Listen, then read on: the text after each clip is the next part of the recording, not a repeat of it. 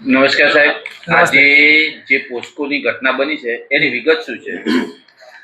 આ પોક્સોનો જે ગુનો દાખલ તેમાં હકીકત એવી છે કે આ કામના ફરિયાદી તથા સાહિદ બંને સગી બહેનો થાય છે. આ બનાવ બન્યો ફરિયાદી સાથે ત્યારે સગીર વયના હતા, અત્યારે એ પુખ્ત ઉંમરના છે. પણ આ કામના જે સાહિદ છે એ સગીર છે.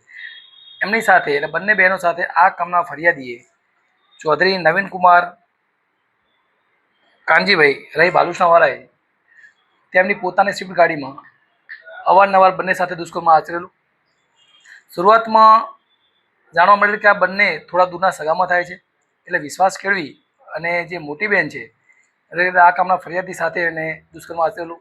એ દરમિયાન એકાંતના ફોટા અને પાડી લીધેલા પોતાના મોબાઈલમાં, અને એ ફોટા એની નાની બહેનને બતાવી અને કે તું મારી સાથે સંબંધ નહીં રાખે તો હું આ ફોટા સોશિયલ મીડિયામાં વાયરલ કરી દઈશ આવી ધમકી આપેલી. એના અનુસંધાને નાની બહેન સાથે બી એને દુષ્કર્મ આચરેલું અને એના બી ફોટા પાડી લીધેલા.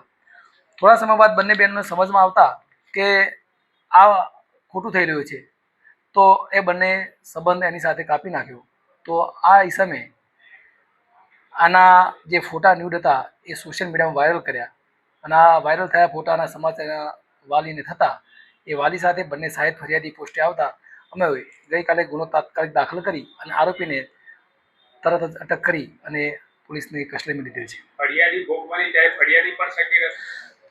આ કામના ફરિયાદી જે રહ્યા એ જ્યારે ભોગ બન્યા ત્યારે સગીર હતા, અત્યારે પુખ્ત ઉંમરના છે. પણ એના જે નાની બહેન છે એટલે કે આ કામના સાહિદ છે એ હાલ 16 વર્ષની એટલે કે સગીર છે.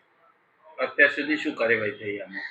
આ ગુનાના કામે આરોપીને અટક કરી અને આરોપી પાસેથી મોબાઈલ જે સોશિયલ મીડિયામાં જે એને ન્યૂડ ફોટા વાયરલ કર્યા હતા એ મોબાઈલ સરકારી પંચોની હાજરીમાં કબજે લીધેલ. ત્યારબાદ એને જે ગાડી હતી એ ગાડીમાં જે દુષ્કર્મ આચર્યું હતું એ સ્વિફ્ટ ગાડીની પોતાની માલિકીની હતી, એ પણ એ પોલીસે સરકારી પંચો રૂપે કબજે લીધેલ છે. ત્યારબાદ એને ગુનાના સમયે પહેરેલ કપડાં અને પંચનામા વિગતે કબજે લીધેલ છે. ઓકે.